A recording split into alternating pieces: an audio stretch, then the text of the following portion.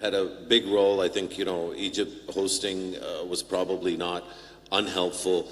So we have now an opportunity. The agenda is the right one. So I was going through the objectives of the Paris Summit, and it's restoring fiscal space for developing countries, promoting private sector development in low-income countries, encouraging investment in green infrastructure, and mobilizing innovative financing.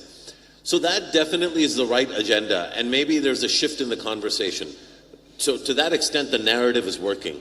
But given what you just said about the habits of MDBs and development agencies and even the private sector and even banks, we also know that this agenda is not going to see fruition in a country like Pakistan for many years, if ever.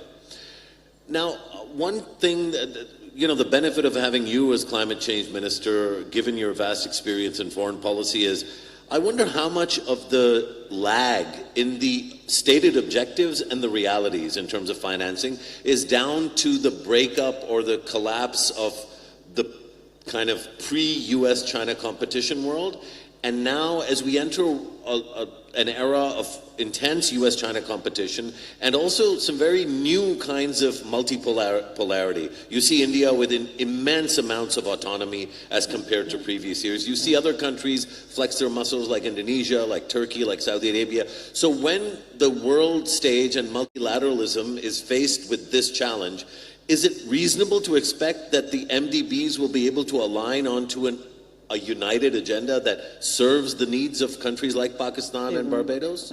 Quite right. Why would they? I mean, there has to be an assumption that we are not relying on two things. In climate change, in terms of, reducing emissions, if decarbonization is our goal, which it should be, internationally and locally, is not relying on the moral framework of the leaders of the world or of the MDBs or even big business. So far, everything we do, actually, I've just come home from a plastics treaty, a very important one in Paris. I hold that very important because it's the first time they're creating a global ban on plastics. And people don't realize how big a nightmare plastics can be if left unattended. For instance, they've removed my bottle here because I don't, as a matter of moral principle, drink from this. If I'm asking you not to, I really cannot do the same. So, and I've said this even at the last conference, get rid of your plastic. The big hotels can afford change, and let's start doing it. My summary on this is, I was just texting Cabinet Office, is stuck there for a while because extended producers are so not able to take the change, which means the big manufacturers, which means big business, the bottling industry. And I've taken a segue out just to pitch what's close to my heart right now. But I think, if there's an extinction event, Musharraf, and ladies and gentlemen, tomorrow, suppose you're in a Hollywood movie and the Martians or whoever comes here and says, what legacy have humans left behind? They will see mountains of trash. For instance, and that's the biggest thing they'll see, trust me. If they land and as you come closer to the earth, instead of our oceans, they will see plastics clogging our oceans, and they will see mountains as high as deep in landfills, in an inverse picture of the K2 mountain, which is the pride and joy of our ranges.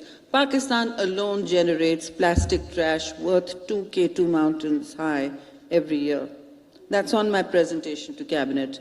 So all these things happening, and I want to demonstrate that we asked for compliance at this treaty. The earlier ones, all of the agreements, the Conference of Parties, the big COPs, even the great earlier Paris one that set a bar for the world, that defined change, it did not hold anyone compliant.